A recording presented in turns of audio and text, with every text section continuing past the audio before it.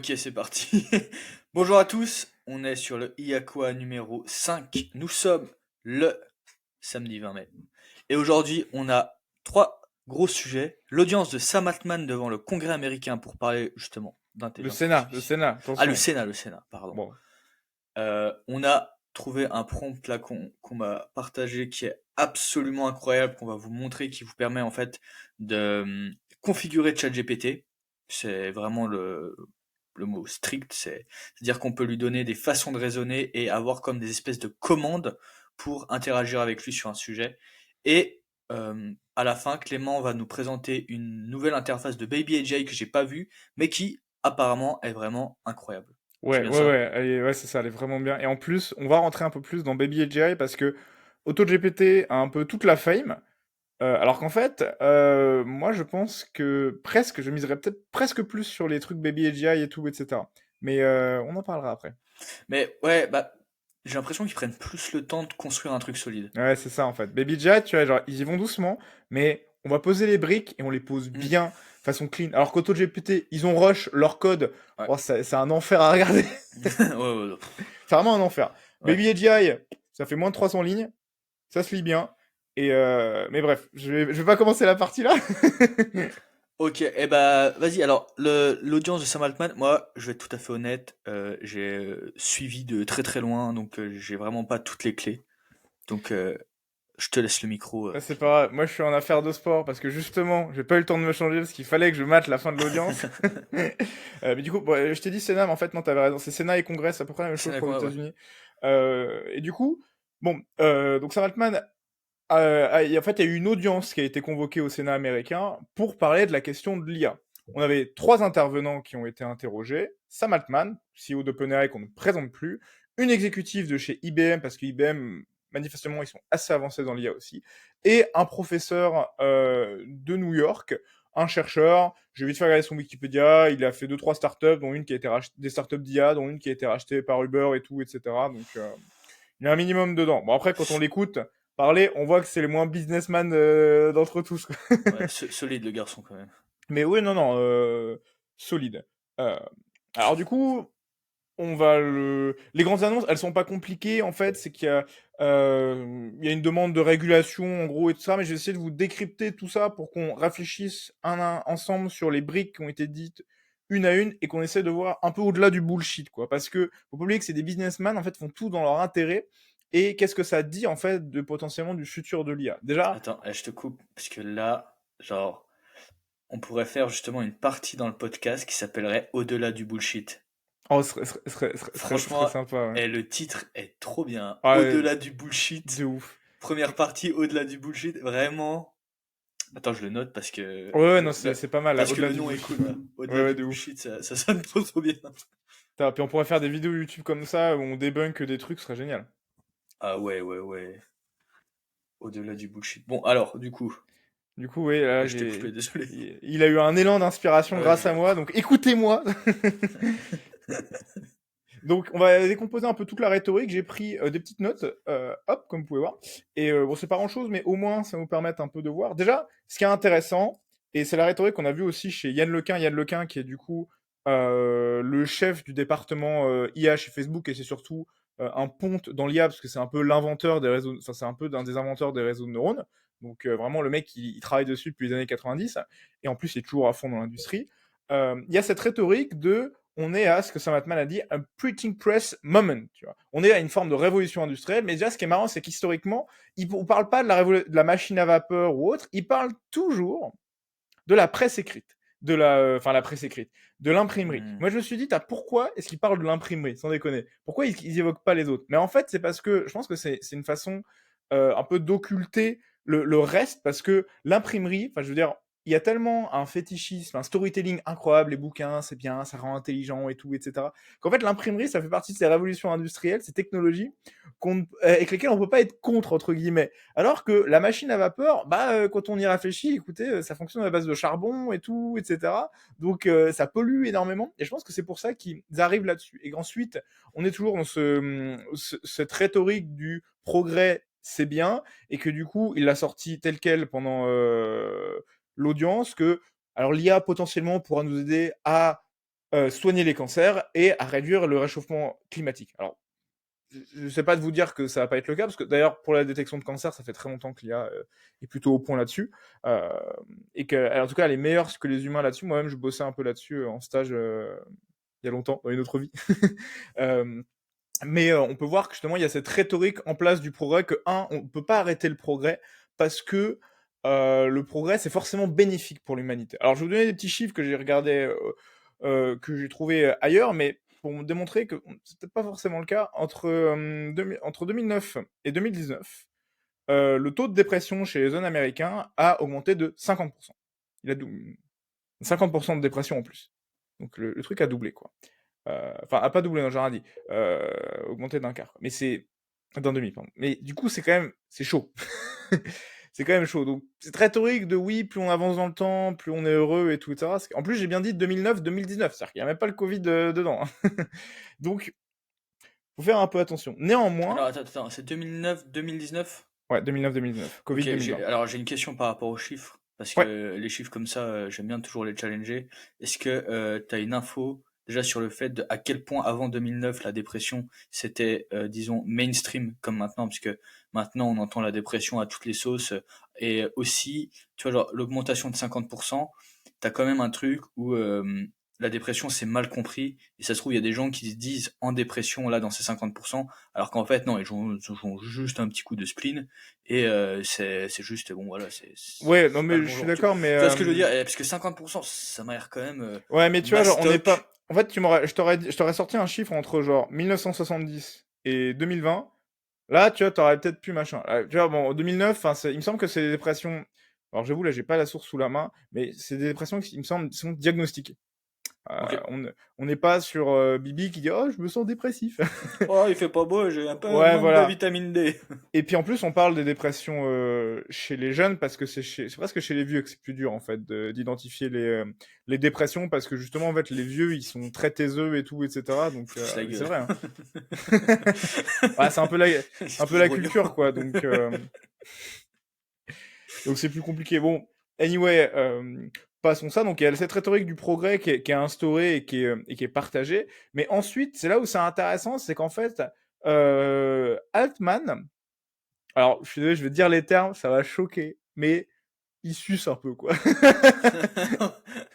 Un La peu balle le perdue. Sénat, un peu le Congrès, parce que il est là. En fait, on sent que c'est pas forcément une mauvaise chose, mais vraiment, on sent cette volonté. En fait, limite, il préchote les questions qui vont être posées. C'est-à-dire qu'il est là, c'est dès le début, il dit oui, moi, mon plus gros concern, ma plus grosse préoccupation, c'est la sécurité. Il faut qu'on crée une agence. Et à chaque fois que les gens évoquent la création d'une agence pour monitorer, il coupe la parole limite pour dire oh oui, ce serait génial. Et, et tout, etc. C'est vraiment et d'ailleurs, il y a même dans cette rhétorique-là qui est intéressante, c'est l'exécutif de chez IBM, elle a littéralement dit qu'on veut pas être dans une nouvelle ère de, entre guillemets, move fast and break things. Alors personne l'a relevé ça, mais move fast and break things, C'est c'était le Facebook. motto de Facebook Mm. qui a été énoncé par Zuckerberg en je sais plus quand, mais c'était le motto à terme de Facebook en fait. Leur petite devise et tout, etc.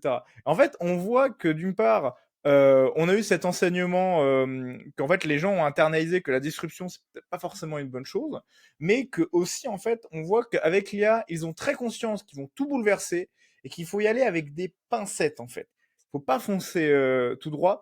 Et d'ailleurs, dans cette fameuse agence dont il parlait, qui serait bien, il parlait aussi de délivrer des licences. Alors peut-être que là, on voit pas le problème, on se dit, oh, ce serait génial et tout ça. Mais là, en fait, OpenAI, qui est là en mode, oui, oui, créons une agence, mais qui va être les premiers bénéficiaires d'une licence de cette agence et tout, et ça?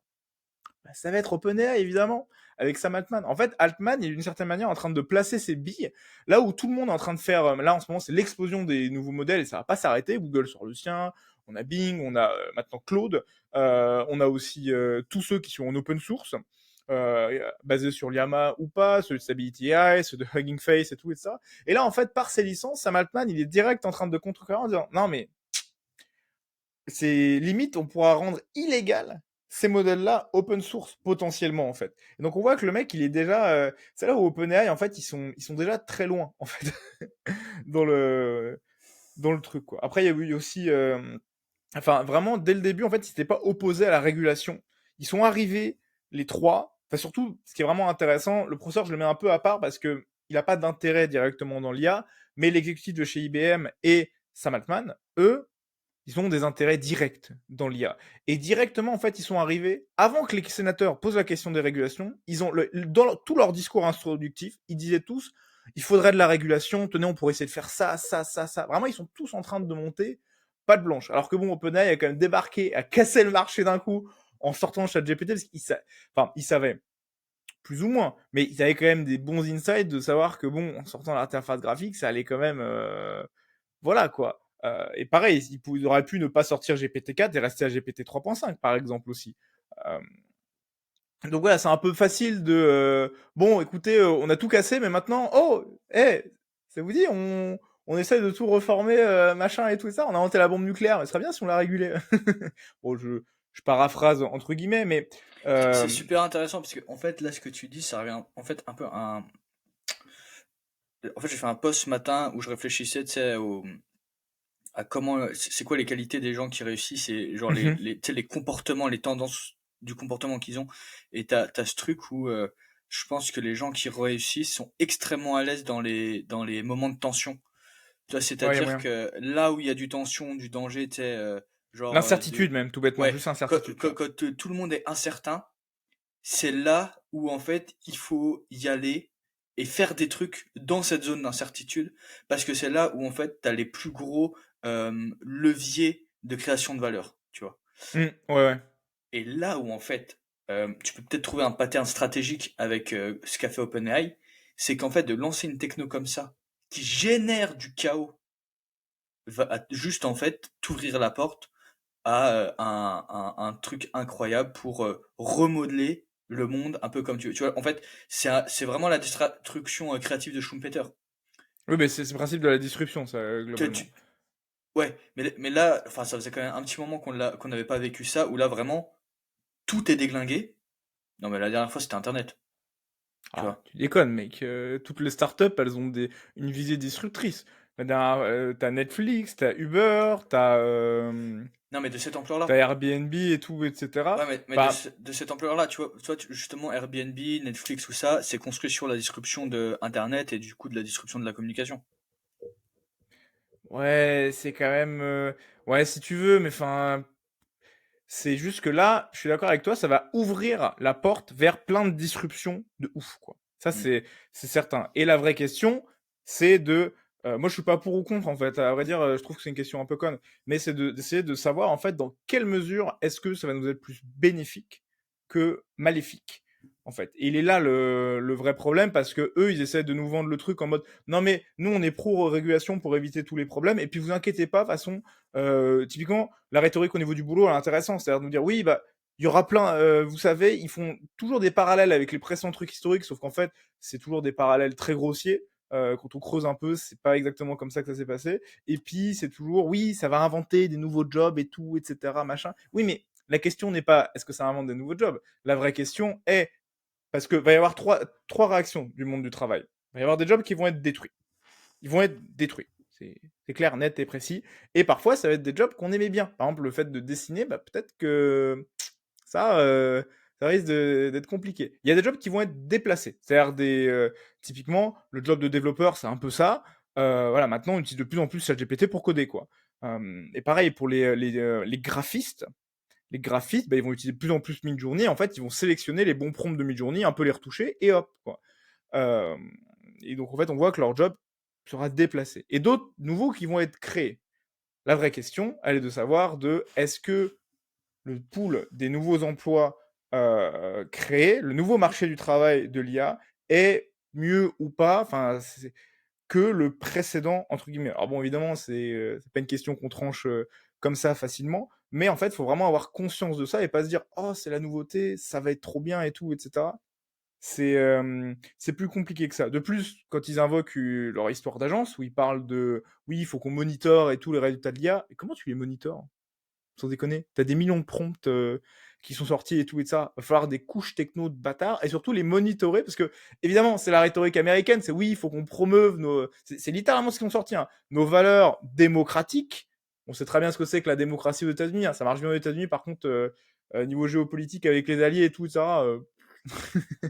Et puis, il va falloir monitorer les sorties de l'IA, évidemment, tout en mettant les intérêts des États-Unis en avant, mais aussi, il faut avoir une démarche globale.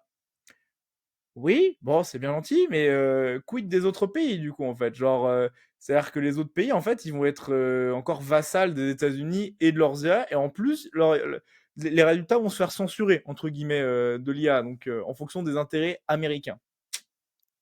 Donc là-dessus, et ça risque et en plus, on va avoir des problèmes d'espionnage comme avec la NSA, en fait, avec ces trucs de monitorage d'IA. Donc ça ouvre en fait des vraies questions qui sont très intéressantes. C'est pour ça qu'il faut vraiment qu'on ait des modèles européens. D'ailleurs, il y a une nouvelle une startup qui va se lancer là, ou qui est déjà lancée, qui a commencé, qui s'appelle Mistral GPT, financée par. Ouais, le nom est rigolo. Mais par contre, derrière, il n'y a pas que des guignols, c'est-à-dire qu'il y a les mecs de Alan et tout, etc., qui investissent dedans, enfin, qui ont des parts dedans, il me semble, pour créer un modèle français, voire européen. Donc ça c'est une initiative intéressante, parce que effectivement, si tous les modèles américains sont plugués à la NSA, au niveau des intérêts européens et français, on va être un peu dans la merde. Euh, Mais du coup, je pense que j'ai pas grand chose d'autre à dire. Si, il y a quelques petites updates qu'il a fait sur OpenAI. Il a dit qu'ils ont mis plus de 6 mois pour déployer GPT-4 parce que en fait, il a beaucoup insisté sur la sécurité. Il a dit qu'il a fait beaucoup d'audits, qu'il a fait des trucs qu'on appelle du red teaming, c'est-à-dire ou ce qu'on appelle du pen testing, c'est en gros, de simuler des attaques informatiques et de voir comment le système y réagit et tout, etc. Et que du coup, ils auraient mis plus de 6 mois pour déployer GPT-4 pour justement pouvoir régler ça. Et inversement, ils n'ont pas prévu de mettre un GPT-5 sur le marché avant, enfin de commencer à bosser sur GPT-5. Après, c'est ce qu'il dit, hein, attention. Avant au moins 6 mois, parce que là, ils ont trop de trucs à gérer pour le moment, quoi. Moi, j'ai un problème avec ça, Mathpad.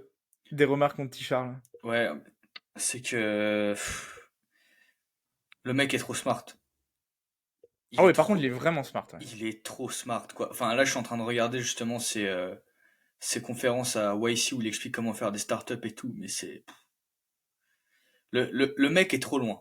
Il est vraiment trop loin par rapport aux humains normaux. Il est complètement surdoué, tu vois. Et le gars a vraiment compris un peu, tu sais, le jeu du réel. Bah, tu vois, par exemple, dans le post là que j'ai fait ce matin et tout, tu vois, j'avais un peu lui ce qu'il faisait, c'est que le mec est dans l'exécution et dans une vitesse d'exécution et de faire des choses qui est absolument monstrueuse.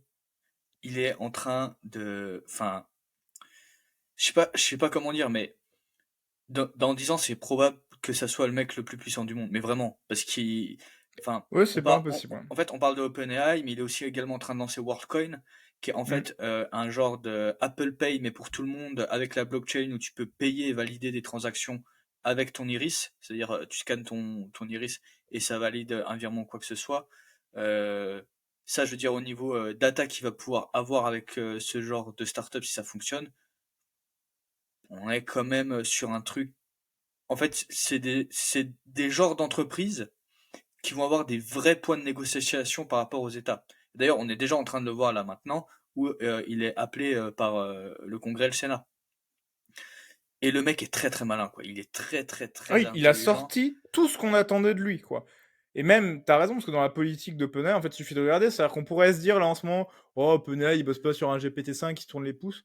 Mais pas du tout. Les mecs, ils sont en train de bosser sur un watermark. Donc, un truc pour qu'on puisse distinguer si les IA sont, si c'est une output de ChatGPT ou pas.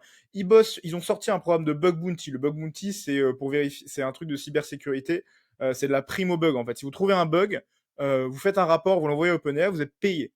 C'est un truc qui est très courant pour justement pouvoir sécuriser tout.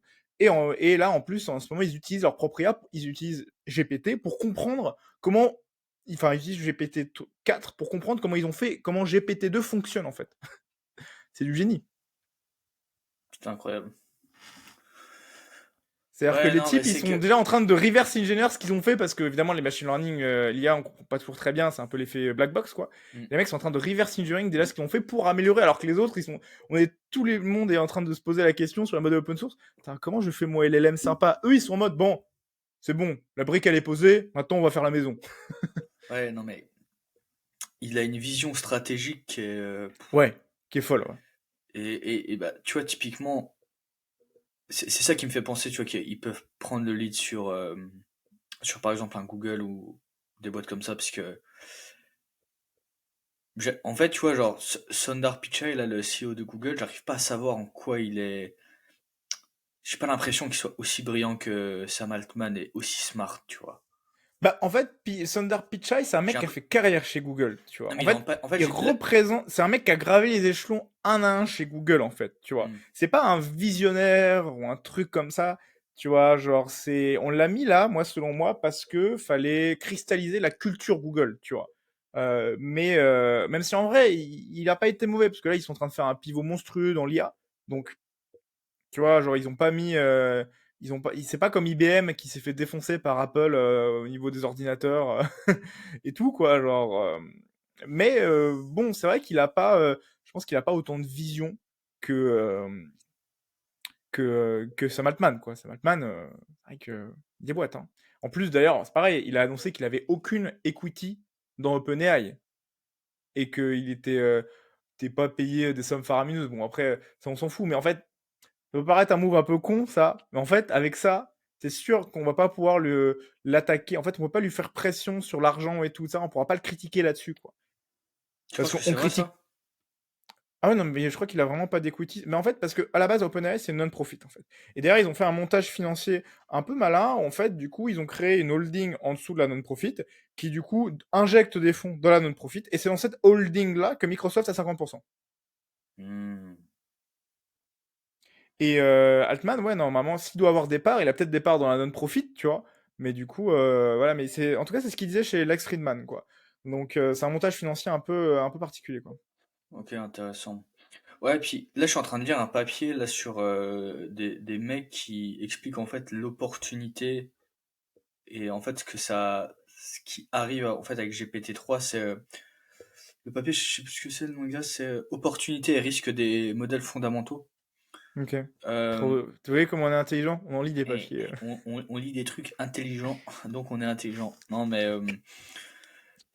franchement, ce serait bien d'en parler de ce truc-là parce que c'est à vulgariser, c'est vraiment intéressant comment t'as un petit schéma qui est super cool pour expliquer la révolution et en quoi en fait d'avoir seulement une entreprise et une centralisation de ce truc-là, c'est Hmm. dangereux.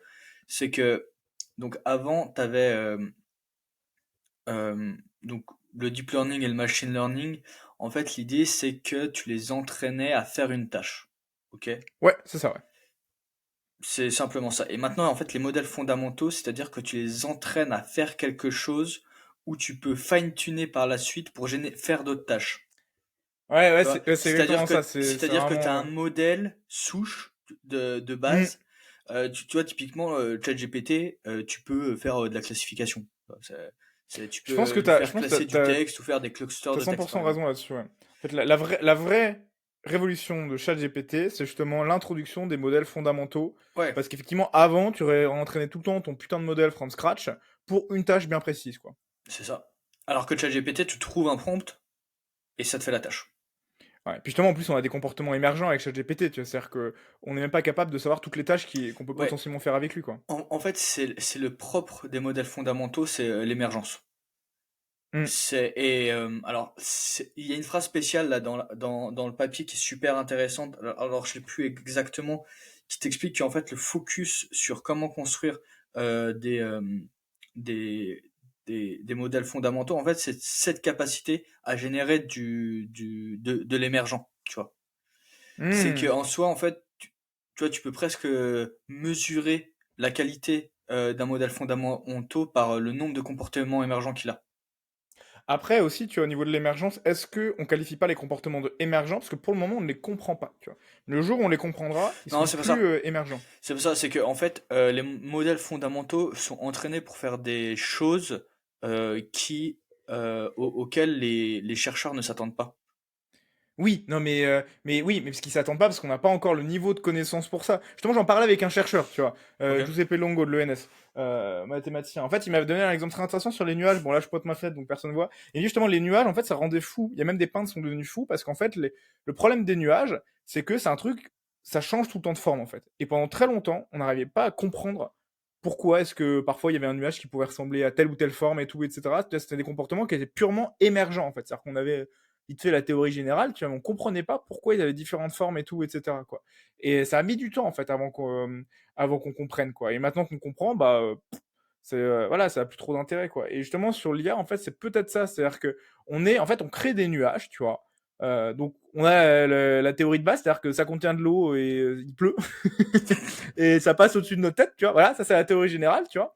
Mais derrière, ça adopte des formes un peu bizarres et c'est un peu ça, les comportements émergents de l'IA, tu vois. C'est-à-dire que on a la théorie générale, on lui donne du texte et puis ça crée une suite de textes. Mais derrière, tu vois, c'est ensuite, comme les nuages prennent plein de formes, et bah là, la suite de texte, ça prend plein de formes, donc qui sont totalement inattendues et imprédictibles, quoi. Ok. Parce qu'on ne les connaît pas encore très bien et que ça nous surprend, mais peut-être qu'à terme, tu vois, on aura assez de connaissances et de sciences pour comprendre et pouvoir prédire les domaines d'émergence, tu vois. Ok. Je suis en train de réfléchir là, tu sais, à cette histoire d'agence, mais enfin, agence et licence, ils entendent quoi par licence en fait? Parce que, je veux dire, genre, Bah, un permis. des entreprises agrémentées pour utiliser les IA.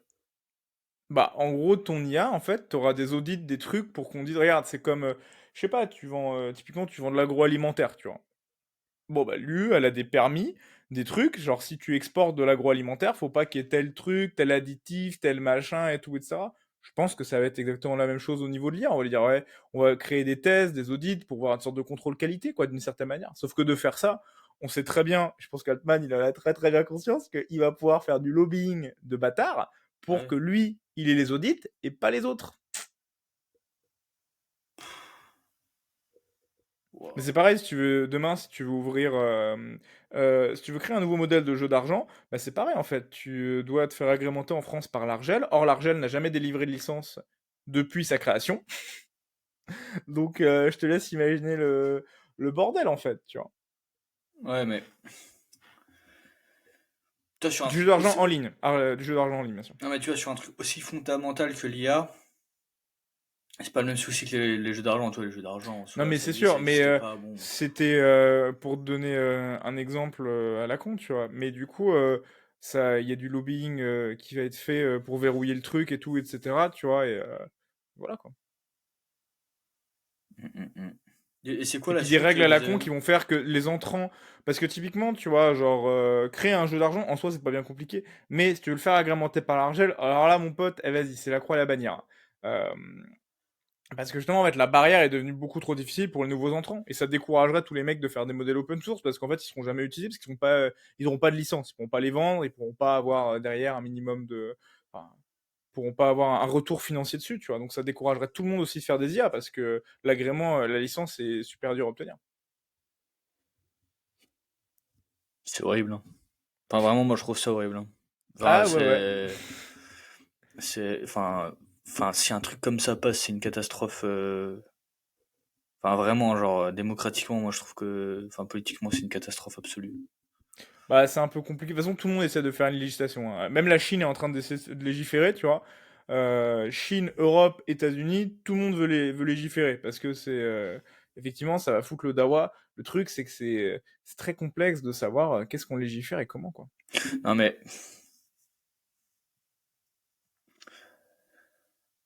je sais pas comment dire, mais j'ai quand même cette intuition que les mecs au niveau de l'État sont en train vraiment voilà, de remplir la couche, on va dire. Euh, Parce que là, ils ont compris qu'il y a un truc qu'ils maîtrisent pas, qui est puissant, et où, justement, si c'est utilisé par le peuple en quelque sorte, ça va mettre en danger l'ordre établi, vraiment. Oh, tu penses que c'est que démocratique? Oh, bien sûr, tu vois. Genre, bien sûr qu'il y a des. D'ailleurs, ils en ont parlé hein, pendant l'audience, des peurs pour au niveau de la fraude, au niveau des élections et tout ça, mais c'est aussi des intérêts industriels, tu vois. C'est que t'es une industrie, t'as un gros monopole, et d'un coup, t'as trois mecs dans un garage avec leur IA qui font mieux que toi, et boum, tu vois, tu disparais. Donc, Ah, je sais pas, moi ça me... En fait, moi le vrai souci c'est que, tu vois, si ce truc-là est vraiment centralisé, réglementé par l'État, ça y est, on est foutu, quoi. bah, c'est vrai que moi, C'est je serais pour prôner une forme de décentralisation des IA aussi, parce que c'est complètement, je vraiment veux un dire, truc. Mais bon, Écoute, il y a une bataille. L'open source, ils y vont à fond. Et je pense qu'il n'y a pas que, même si Altman, il est très brillant, bah, des mecs dans l'open source, ils sont aussi très brillants, quoi. Les Non, mais types de Hugging Face, c'est quoi ils les sont bons. représentants de l'open source Mais il n'y a pas de dans le champ représentant. C'est complètement con politique? d'avoir un représentant de l'open source. C'est pas possible. Tu peux pas, parce que l'open source, c'est par essence décentralisé, quoi. C'est antinomique avec l'open source. Mais les mecs, dans leur coin, ils font tous des trucs, tu vois. Et Hugging Face en particulier, ils sortent des trucs assez impressionnants. Donc, non, mais on verra bien. Je pense que là. D'ailleurs, en plus, ils prennent de court tout le monde. Parce que regarde, tu vois, genre, il y a 2 semaines, on analysait un papier chez Google où tu voyais qu'ils étaient en train de. Certains étaient en train de freak out en interne chez Google de peur des modèles open source, tu vois. Donc, il y a un vrai avenir là, sur l'open source. Non, mais il y a un vrai avenir, mais c'est une réglementation où tu peux pas publier ton modèle parce qu'il respecte pas, je sais pas quelles normes. Tu Oui, bah, vois? tu crois que les hackers, ils ont quelque chose à foutre des règles? Ouais, c'est vrai. C'est vrai, c'est vrai. Ah, parce T'inquiète que, pas il y aura des plateformes alternatives, ils font ça sur des sites russes ou des trucs comme ça, et puis basta, tu vois. Non, non, mais regarde, typiquement, le téléchargement de musique était interdit, tu vois, enfin, il est toujours interdit, tu vois. Les sites de streaming, c'est illégal, hein, normalement. T'as pas le droit d'aller sur un site de streaming, hein. Mais t'inquiète pas que ça existe toujours, tu vois. Et du coup, ça a tellement existé qu'en fait, on a dû adapter le cadre légal, tu vois, et créer des entreprises comme Spotify et Netflix, parce qu'en fait, voilà, les gens, au bout d'un moment, ils avaient rien à foutre, tu vois. hmm. Donc c'est pour ça que moi j'ai pas trop peur non plus vis-à-vis de ça. Je pense que on verra. Enfin, j'ai pas trop peur. On verra bien quoi. Mais c'est pas joué d'avance. Ouais, enfin, pour moi, là, il y a un vrai danger. Et il y Il a y un danger a, potentiel. Je suis d'accord avec ouais. toi. Là, je suis d'accord avec toi par Et contre. en fait, la question, c'est que, enfin, le truc, c'est le problème du non-retour. C'est-à-dire que, C'est-à-dire non retour. bah, si ce genre de truc qui passe, Mhm. toi, admettons, réglementation, on ne peut plus push des modèles en open source, tous ces trucs-là. Ok, ça passe. Ça tient. En fait, c'est quoi le temps d'un système comme ça à tenir afin qu'il y ait plus de billets de retour, tu vois? C'est-à-dire que par exemple, OpenAI ait pris un lead tellement monumental que en fait plus personne, même en open source, ne puisse les rattraper. Ouais. Ouais, Tu c'est vrai, vois? c'est Parce que un là, truc. c'est quand même un des moments où je pense, là, c'est possible qu'il y ait un truc de, enfin, il y ait pas de billet retour. C'est si on y va, c'est foutu, tu vois. Ouais. C'est Après, tu foutu. vois, genre en soi, les gens ont un peu compris tu vois, genre les leçons des monopoles d'Apple ou de Facebook, tu vois. Et du coup, tu vois, genre, tu sens qu'on laisse pas passer ça, tu vois. Avant, on a laissé s'envoler Apple et autres et tout et ça. Et là, maintenant, tu vois, on voit bien en plus, le marché est pas encore stable du tout, tu vois. Alors, pour le moment, on parle d'OpenAI parce que c'est eux qui ont les feux des projecteurs, tu vois. Oui, Altman est très brillant. Si ça se trouve, il va faire un move de merde, il va se faire défoncer, tu vois. Regarde, Apple, ils sont bien fait Apple, en fait, normalement, on devrait. Enfin, genre, s'ils n'avaient pas merdé face à Microsoft, à la base, ils étaient devant, hein. Ah Donc ouais? à la base, on aurait. Ouais, ouais, ils étaient devant avant, largement, tu vois. Mais juste, ils ont un peu merdé, mais s'ils n'avaient pas merdé, tu vois, genre, on aurait tous des Mac au lieu d'avoir des Windows, hein. Mais Apple, je crois que c'est eux qui ont le plus de cash, hein. Enfin, de toutes les boîtes qui Oui, non, mais bien existent. sûr. Oui, oui, non, mais oui, parce que, en fait, si tu regardes l'histoire d'Apple, en gros, Apple allait pas trop mal, et puis, puis ils faisaient un peu de la merde, et tout, puis Steve Jobs était un peu instable, enfin, c'est pas trop ça. Ils ont dégagé Jobs, parce que les décisions stratégiques de Jobs n'étaient pas faux folles. Et puis Jobs, il s'est barré d'Apple pendant 10-20 ans. Et ensuite, quand il est revenu, c'est là où il a refait Skyrocket Apple en introduisant l'iPhone et tout, etc. Tu vois, mais genre, avant qu'il revienne, Apple, c'était une belle boîte, hein. C'est une très belle boîte. Mais c'était pas le Apple légendaire de maintenant. Ce qui a fait qu'Apple est devenu légendaire, c'est avec les Mac des années 2000, tu vois. Les fameux Mac, t'avais des couleurs derrière. Après, les iPods, les iPhones et tout, etc. C'est ça qui a rentré Apple dans la légende, tu vois, et qu'ils a mis en position d'hégémonie. Mais avant ça, qu'en fait, avant le retour de Steve Jobs, c'était une belle boîte, mais c'était juste une belle boîte, tu vois. Très belle boîte, tout ça, mais ils n'avaient pas cette position-là hégémonique dominante, tu vois. Donc les choses peuvent changer, hein. Ok. Bon, je pense qu'on a Est-ce fait que le tu